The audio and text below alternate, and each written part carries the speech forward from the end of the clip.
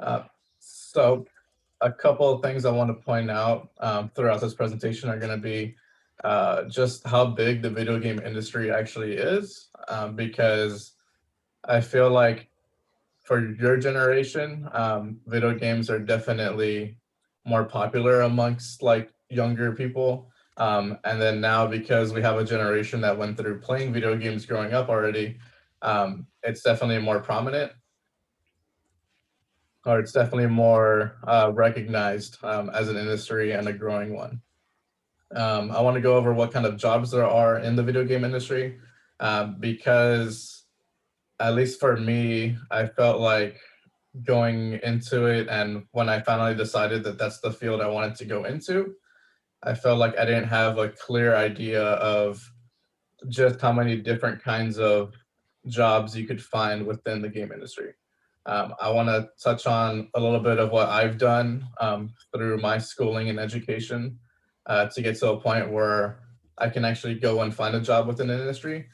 And then towards the end, I want to give everyone a little example of what game design can look like, because specifically that's what I want to. That's what kind of job I want to have in the video game industry, is game design. So we can take a little bit of a look at what exactly that looks like behind the scenes. So firstly, on your screen, you should be seeing a map, and this map is just going to be highlighting just how many video game companies there are across the United States. This is not including some of the smaller ones that may be, teams of less than 10 people. Um, as you can see, though, some of our biggest hotspots or some of our biggest groups of game development studios are going to be based along the coasts. So we have Los Angeles over here, also including some from San Diego. Over here along the West Coast is also San Francisco and San Jose. So for anybody that's been thinking about going into the STEM fields, like anything kind of like computer science or engineering, you'll see this area come up a lot because this is where Apple has their headquarters, where Intel's has a headquarters as well. Um, Over here on the East Coast, there are going to be some over here in New York. I think the biggest place is going to be in Boston. So just know that even if you're somebody who wants to kind of explore the U.S. Or even the world for that matter, there are jobs for this all across the world. And if relocating is something that you would want to do, that is an option that is available to you. With everything that's happened within the past year because of the COVID pandemic, um, a lot of these companies have shifted how they do their work in-house or at their company. And so they're realizing that if they give people the right tools, they are able to work from home a bit more and still get done the same quality and same amount of work that they normally do when they're in their offices. As I mentioned, this is a worldwide phenomenon. So this map is just a quick one of the companies across Europe. So we'll see a lot of them kind of grouped up in the Germany area, some across the UK. But obviously, there are people playing video games all across the world, especially with people like now getting their hands on cell phones like at earlier ages. Like everybody essentially is needing a computer now, especially in the United States, to be able to communicate or go to class or everything like that. So what happens is video games are becoming more accessible, and because of that, um, the whole industry is growing.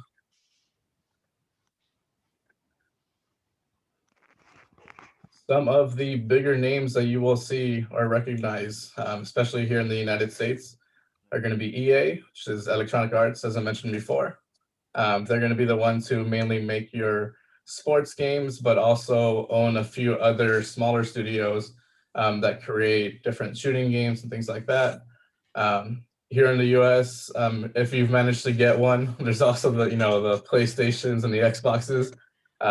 So each one of them, Microsoft with their Xbox game studios, PlayStation has their studios, Um, and each one of those has different locations all throughout the US, particularly in like Seattle, Washington, and Los Angeles over here on the West Coast.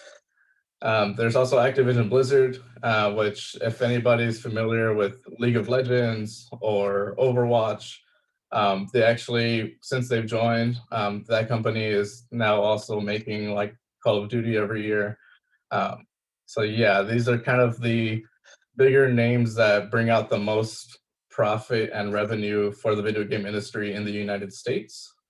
Um, and just a word on that, um, in the US, the video game industry is a $60 billion industry. It does like generate more money than a few of the like major sports leagues in the US now. So it is generating, more money than something like, say, like American football, American soccer. On a worldwide scale, I think soccer still beats it out, but it's definitely still on its way up, growing by about $10 billion every year. Um, and what's kind of different now compared to like the industry, say 5 or 10 years ago, is that these companies are making a lot of their revenue off of games that don't even cost anything. So for anybody that's familiar with Fortnite or anything like that, let's say Fortnite, League of Legends is also a free game. Um, these games have kind of changed how companies will approach like their marketing, change how they approach where their profit is going to come from. And for everything that's happened, it seems like it's working out pretty well. And what I want to do now is, I've mentioned that there are a lot of different jobs within the video game industry. So we're going to look at a specific company here, Respawn Entertainment. This company is probably most known for Apex Legends. They made the most recent Star Wars game, Jedi Fallen Order. And they also made the Titanfall series a few years ago. Um, so I don't know if this shows up real well, but all this list here is a screenshot from yesterday. This is how they divide up all of the different jobs that they have within their company that directly supports like their game development cycle. Um, so obviously we have the big ones are going to be game design here in the middle, um, quality assurance, software development, but then we also have the art section here at the top. As of right now, they do have plenty of positions available. These jobs essentially will open up and become filled, especially when companies are working on new games, or for games that get released and are always getting like a new update or getting some kind of like DLC or some extra chapters added into the story. That's when you'll see these jobs essentially like get posted. Um, so in this industry, it is possible that you may find yourself essentially bouncing between different companies to try to keep up with whoever needs specific roles the most.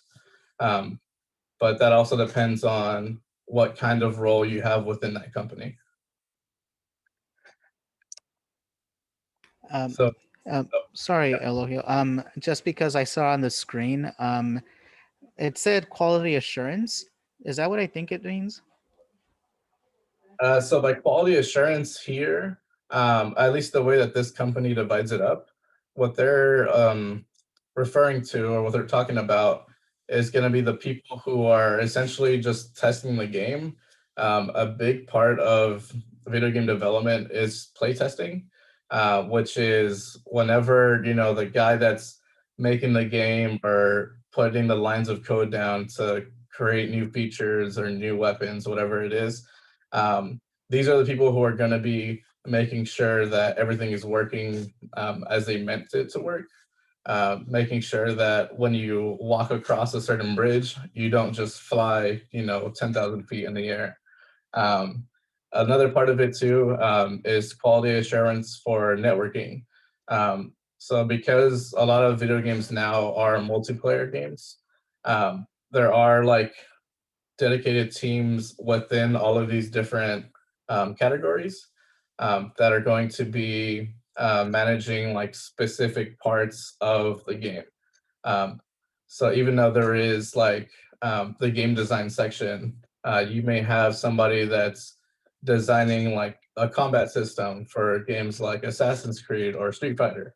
But then you may also have people who are doing level design. So for like multiplayer shooting games, like those are the people that are specifically just designing the level that you're going to be playing on, or the level that you're going through when you're playing the story mode.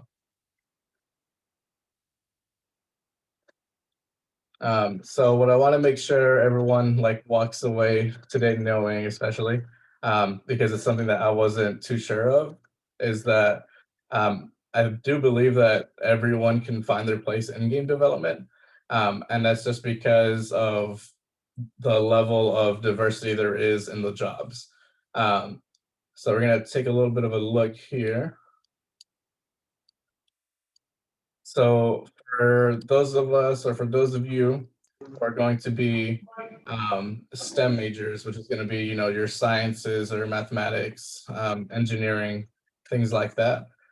There's going to be um, game designer roles, level designers, quality assurance testers, like I mentioned before, and overall software engineer.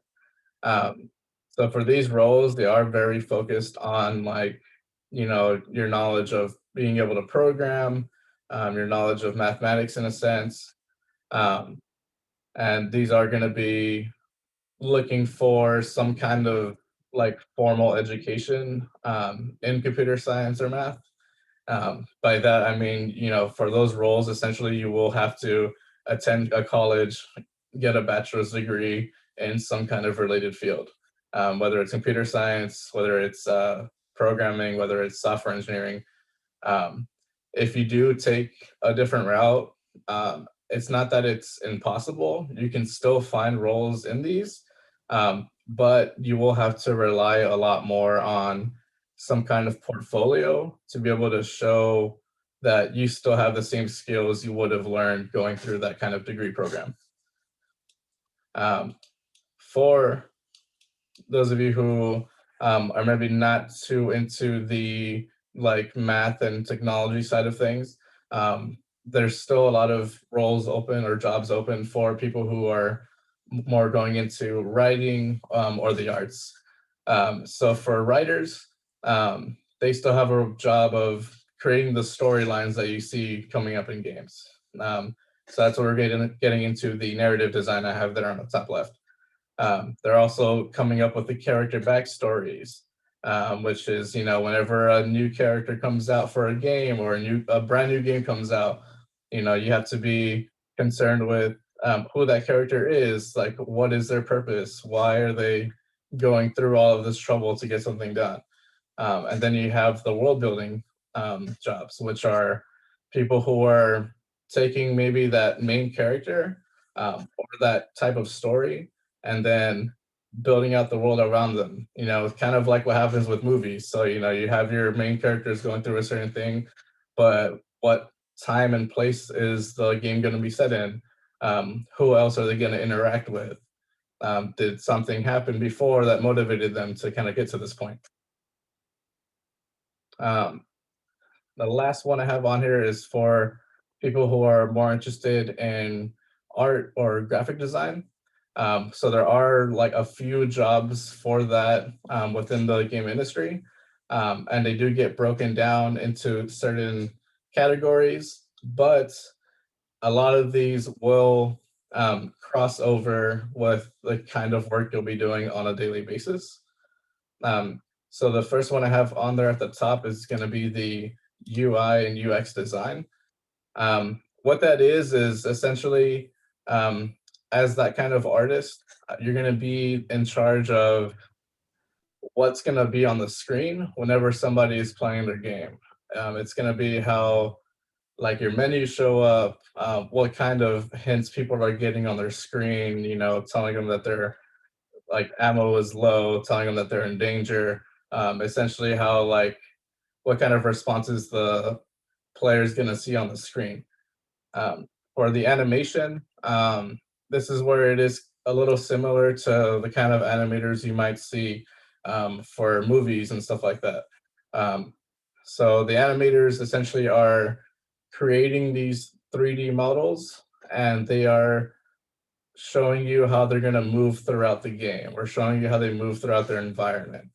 Um, for that, it would be, I would say, a little easier if you go through a formal education, just because there are a lot of different programs out there, and going through like an actual degree program would make sure that you're familiar with each part of different programs that you need to be. Um, Concept artists, so what they do is they are essentially the first draft of what character is going to come to life.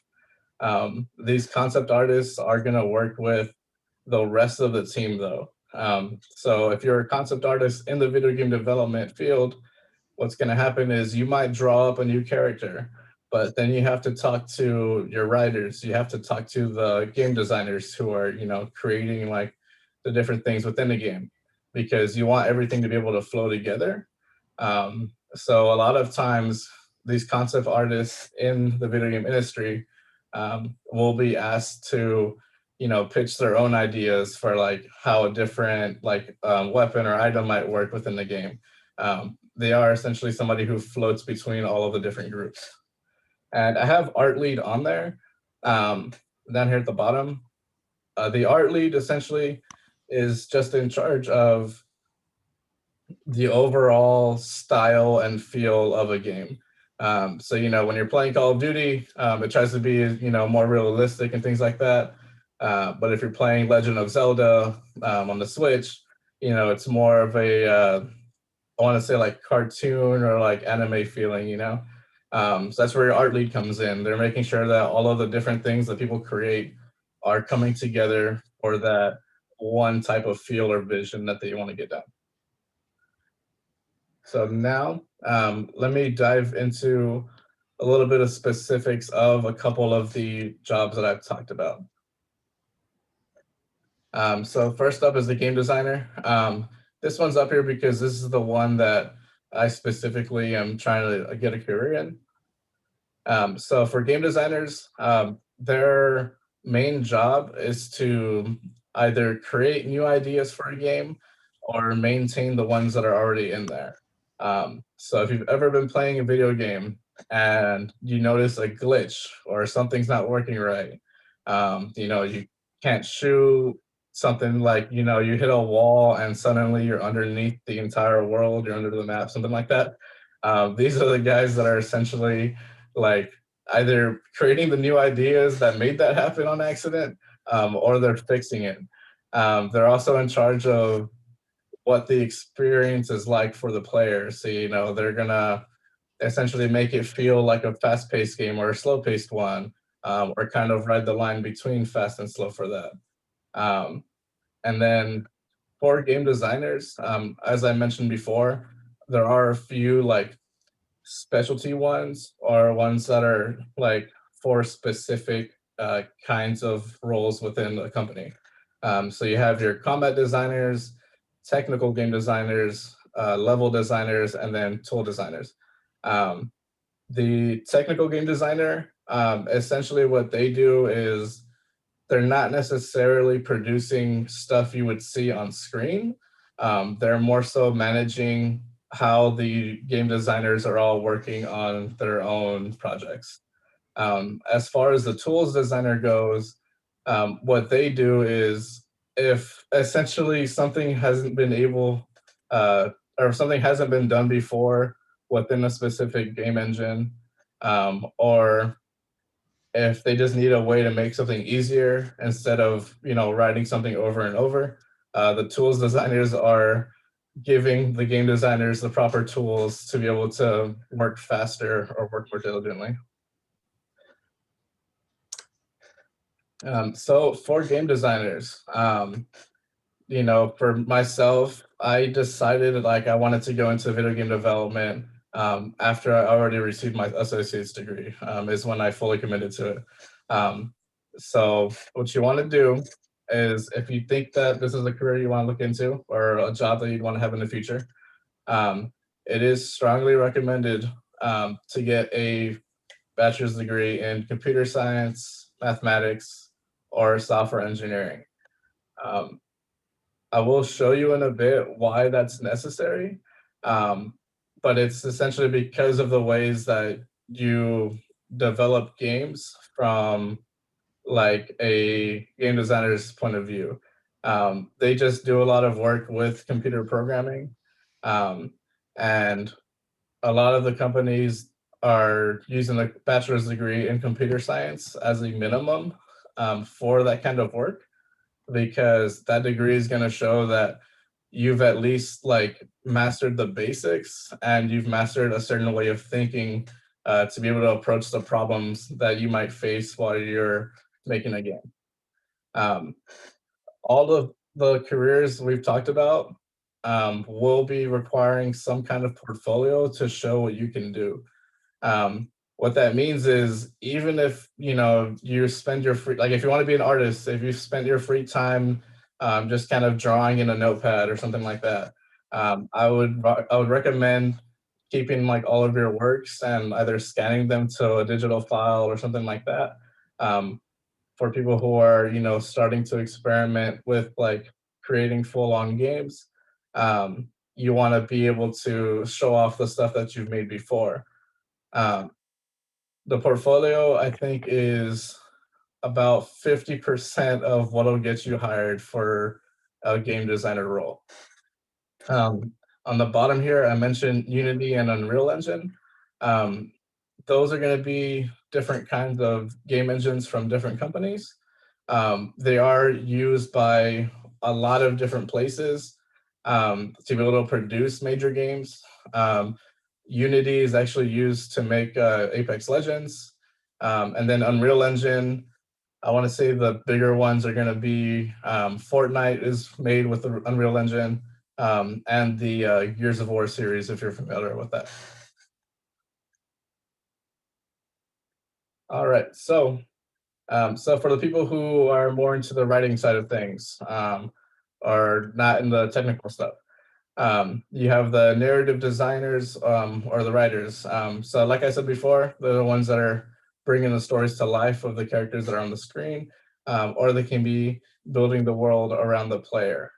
So they're the ones that are in charge of making sure you know exactly what's going on once you turn on that game. Um, One of the bigger games I would say that a lot of people would recognize would be the Spider-Man game for PS4, or the new one that came out for PS5. Um, so essentially, your narrative designer, that storyline for the game isn't exactly pulled out of like a comic book for Spider-Man. They might have taken references from it and things like that, but they have essentially created a new story for the player to be able to go through. Um, that's why Spider-Man's a little bit older and things like that, but it's a story for another time. So let's take a look at what the writers are going to have to go through to get to a point where they can get that kind of career.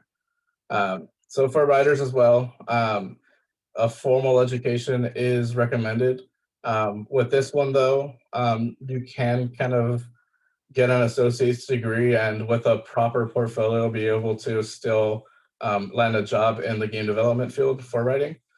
Um, what you would want to look at is getting either a degree in English or in journalism.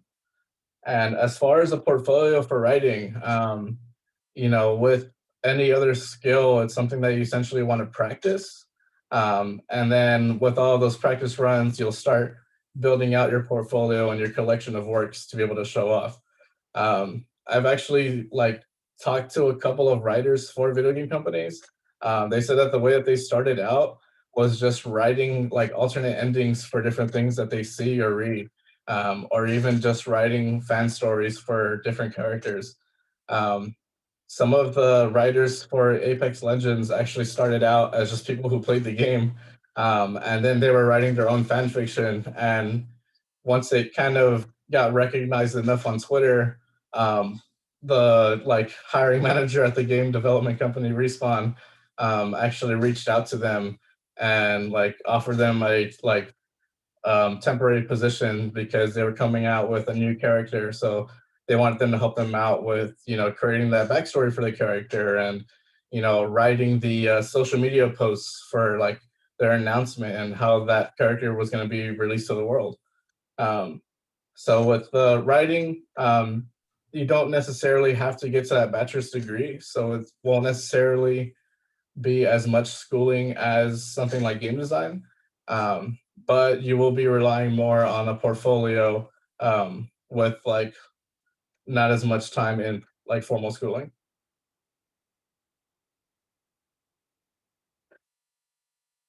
Martin, do we have a question? Or I see you put the mask on.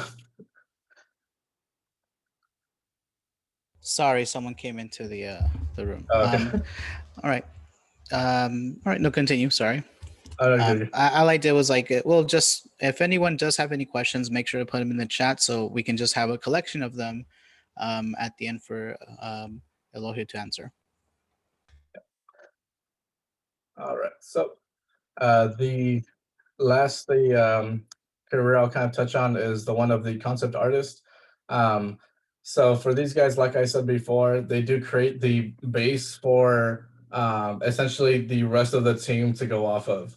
Um, Concept artists are some of the first people hired when it comes to um, bringing a whole new game to life, because they're going to be the ones to, sketch out, what this game or world is going to look like, and that's essentially what gets presented to like higher management at these video game companies, and they can honestly have a big impact on what's going to be made or not. um, they work alongside the 3D artists and animators, which these can be people who make the like character models, make the people that you show on screen. They can be people who make the environment. Um, that's another big part of this. As you see in the specialties here, we have character artists, video effects artists, animators, environment and lighting artists. Um, so essentially, it's the same as the game designers, to where you can be an artist for video game development, but depending on the size of the game or the size of the company, um, you may find yourself in a more specialized role, just to be able to get that amount of work done, or to make sure that the work that is being done is to a high standard, to make sure that it all comes out like as best as possible. um, so the artists, I think, have the most flexible entry into video game development. Um, for artists, because it comes down to like almost straight skill, your ability to draw, your understanding of, like lighting and being able to bring like ideas to life on paper or on a computer. um, there are degree programs for art, but from what I've seen for video game development in particular, um, in the end your portfolio or your collection of work is going to be the most important thing, to be able to get hired on as an artist at a game company. um, Earlier, I mentioned that the portfolio for game design was about 50% of what'll get you hired. For concept artists, it is like 90% or 80%. It is a way bigger difference, because this portfolio is going to have to showcase um, what kind of level of skill you're at with your drawing and your artwork, because there's so many different um, like niches, or so many different types of artists you can be at a game company. um, you want to make sure that you're versed in different things, because they would rather hire one person that can work across different disciplines, or do like characters and the environment, versus just one person that's specialized in one kind of style. Um, for these concept artists, while they do have like a lot of work that is on paper still. It's also important to be familiar with different kinds of software to create digital art.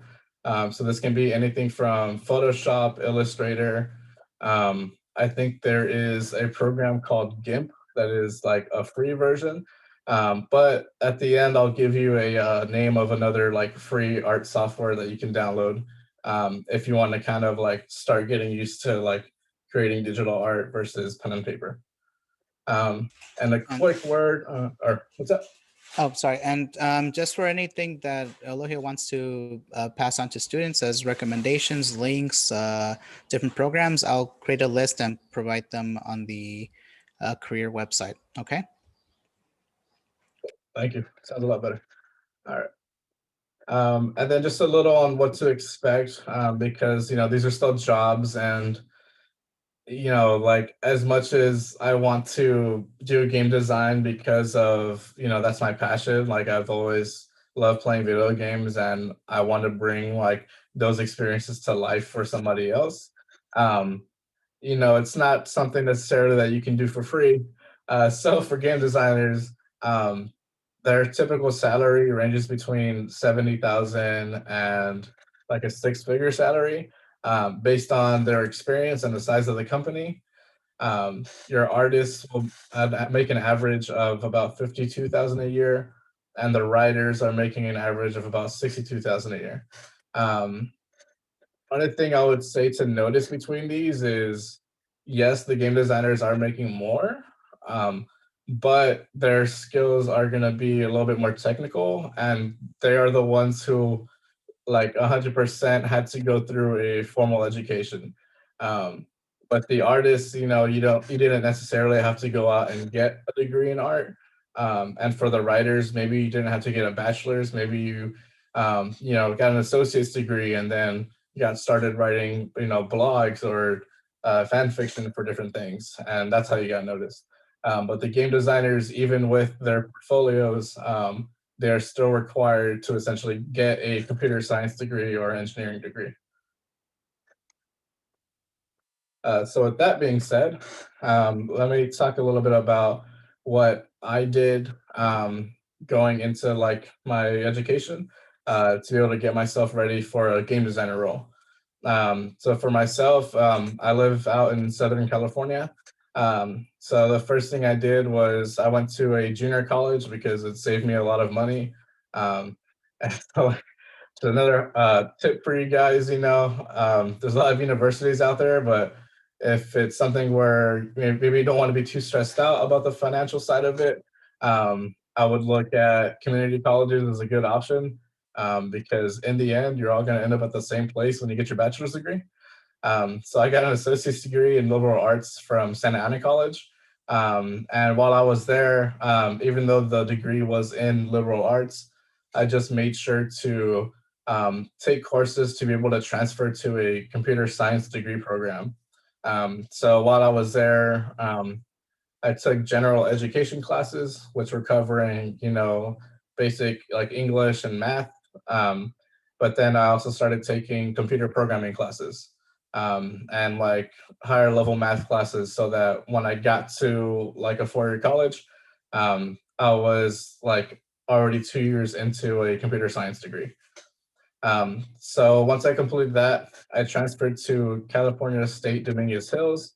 It's part of the California state system here in California. There's about 20, I want to say it's like 26 schools in that system.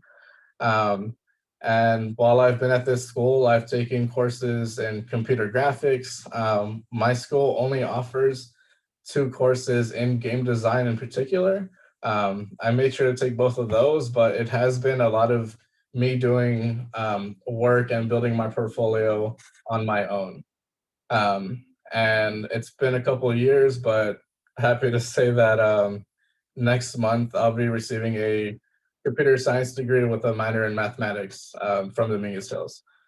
Um, and so I think the important thing here is that, since I wanted to get to game design, I made sure to take courses in a computer science program. and I tried to like touch on things that would be related to game development later on.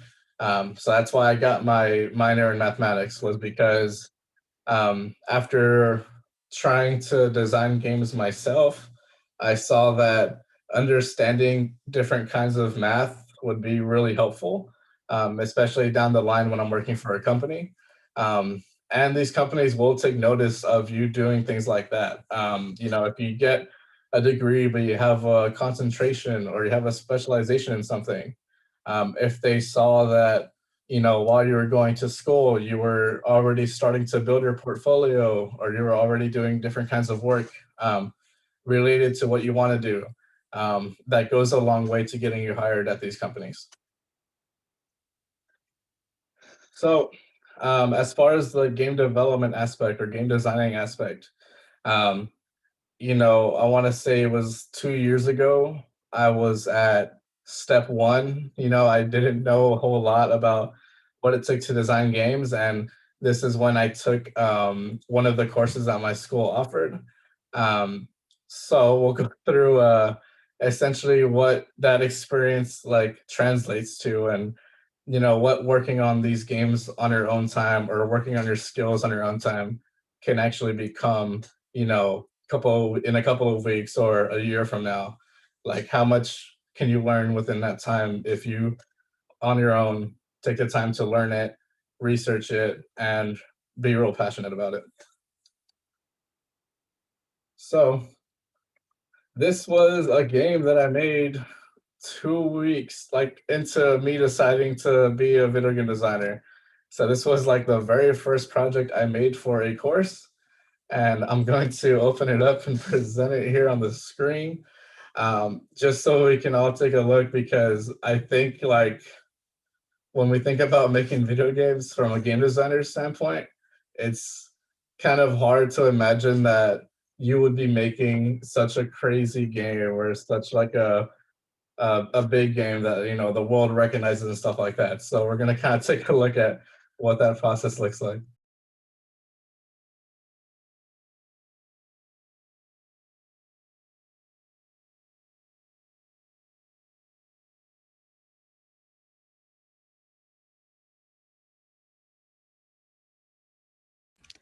Um, is this included in your portfolio?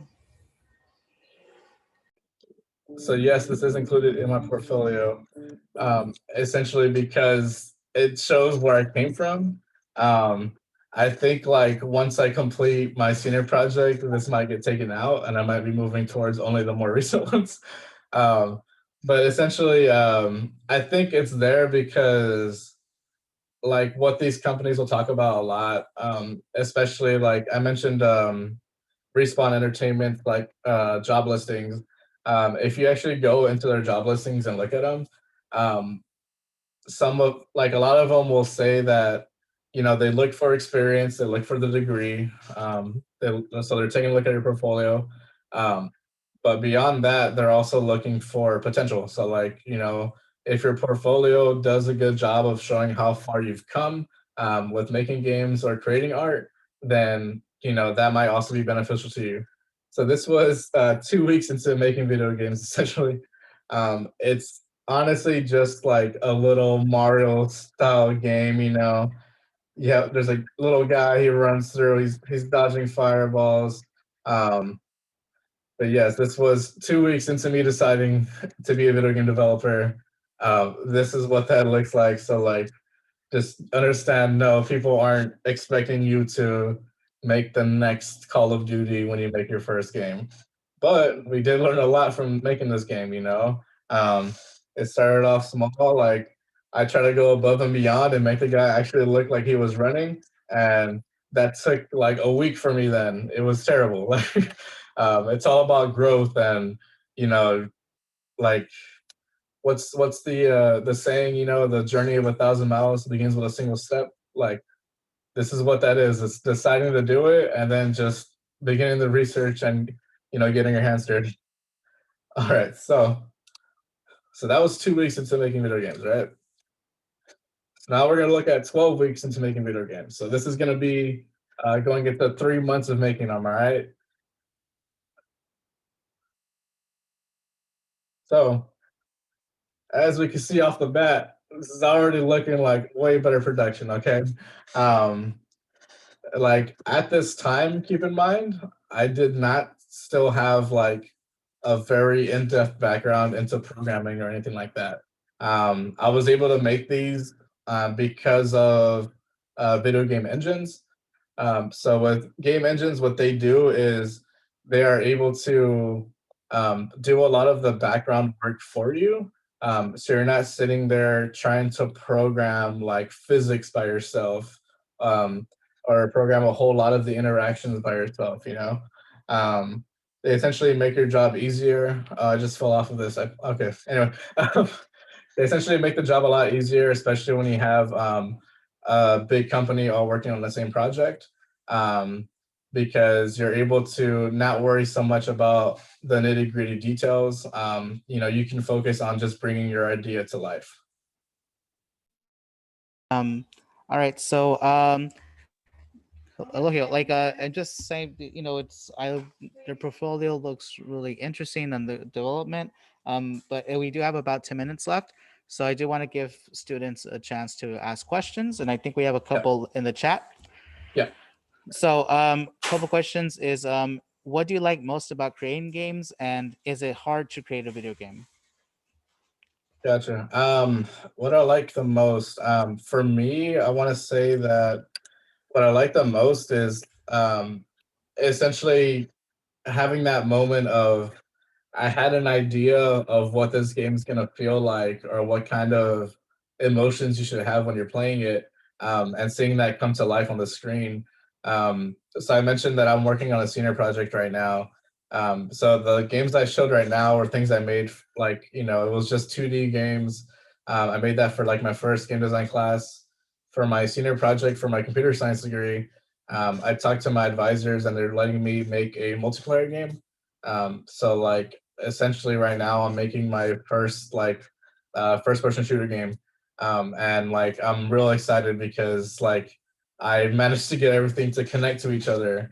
And I have a couple of friends in Nebraska right now, and I just sent them a game. I sent them like the file for the game, and they're able to connect to me and everything. And it's crazy seeing like how far along I've come in game design and being able to make my own games within the span of like that year and a half, 2 years. And I guess what would you say is the most difficult part of making a video game? I think the most difficult part is like not knowing like what you haven't experienced yet. So essentially, like a lot of the times when like I'll have a problem, it's because um, I have an idea for how a certain thing should work in the game, and like maybe there's not an exact tutorial of like how to make that work within the game or make that work within the game engine. Um, so like I think the hardest part sometimes can be finding solutions for like very specific problems.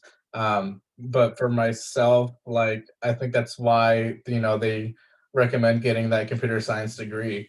It's just a lot of the skills that you developed going through that degree program is going to translate to maybe not necessarily knowing how to solve a problem, but it's going to teach you how to find the solution.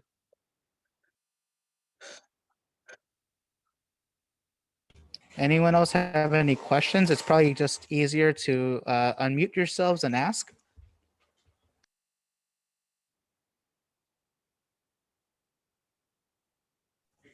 I have a question.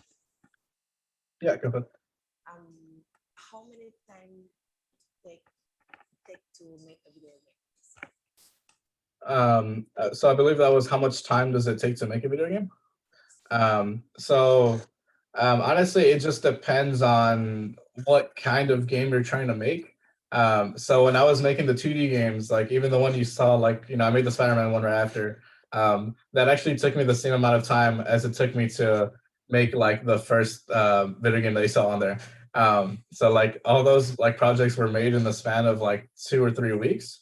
Um, it just comes down to like how fast like you can like or like how much you've gotten used to using a game engine, or how much experience you have with it. It can also come down to like what kind of team you have with you.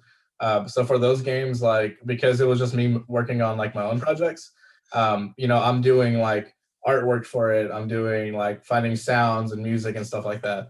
So that was probably like some of the most like difficult part of it was instead of having this team to be able to work on it and come together, I'm having to go across like different disciplines to be able to make that happen. Let's see here. Yeah. So, So see how much time does it take to create a video game like Genshin Impact or Call of Duty?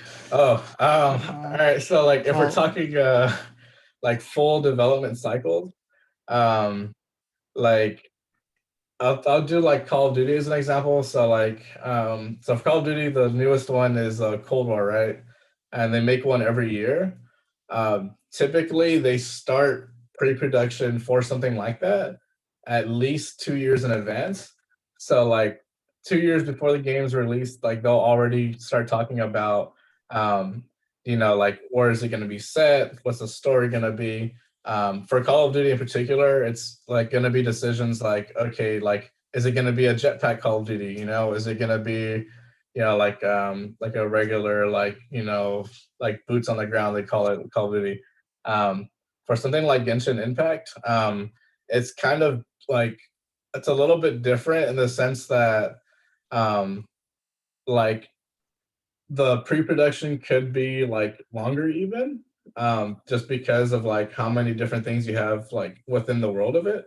Um, but also like I think Genshin Impact is what they call a live service game. So it's similar to like Fortnite and like Apex Legends. So where like it's a game that gets released, but then it's on a constant development cycle. So they're always adding updates to it. They're always working on like fixing bugs and glitches and things like that. So like as far as how much time it takes to create a video game, for your AAA games, like your big name brand ones, it's at least going to be a few years. It depends on how long it takes. Yeah. How heavy is the work schedule for a game designer? It honestly kind of just depends on like what part of the like what part of the development cycle you're on. So like if you've looked into game development at all, you might have heard something they call like crunch time.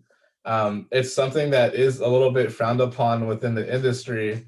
So like there's been talks about like different like game designers kind of like coming together to form a union, because they don't want to be forced to doing that, because essentially you're on timetables for like game designers. So, you might have goals to get certain parts of the game done by a certain date. And it's essentially up to you to work as much as possible to get it done by that time.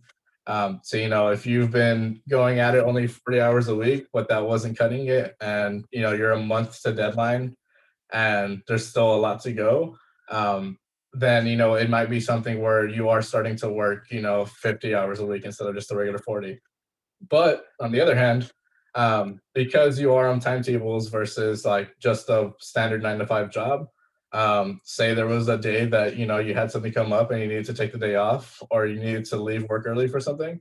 um, Vast majority of companies, there is that level of flexibility, because you're on a salary, you're not on an hourly wage. See a question. Take a job. I don't feel regretful to take that job with all those challenges. As for me, like I think the fun is in the challenges. Like, I think I've always just been drawn to like problem solving. And when I first went to school, computer science wasn't even what I wanted to do. I actually wanted to do computer engineering, which is like a little bit different. They both got computer in it, but computer engineering is a little bit more related to hardware and things like that. Whereas computer science is more of the like programming side of things. And like I found that solving solutions in the programming side of things was a bit more fulfilling to me than the other stuff. So that's why I changed my major. And like I think that in the future, like, you know, if I can solve challenges and me solving those challenges can directly produce like a cool experience for somebody at home playing with their family, playing with their friends, like that's just like the most fulfilling thing for me. Like I grew up playing video games with my brothers. I grew up playing with friends in school. Like I just want to be able to produce something and like give that experience back to like the next generation. All right. So that sounds like a good place to end it. But thank you, Elohim, for stopping by and talking about all of this.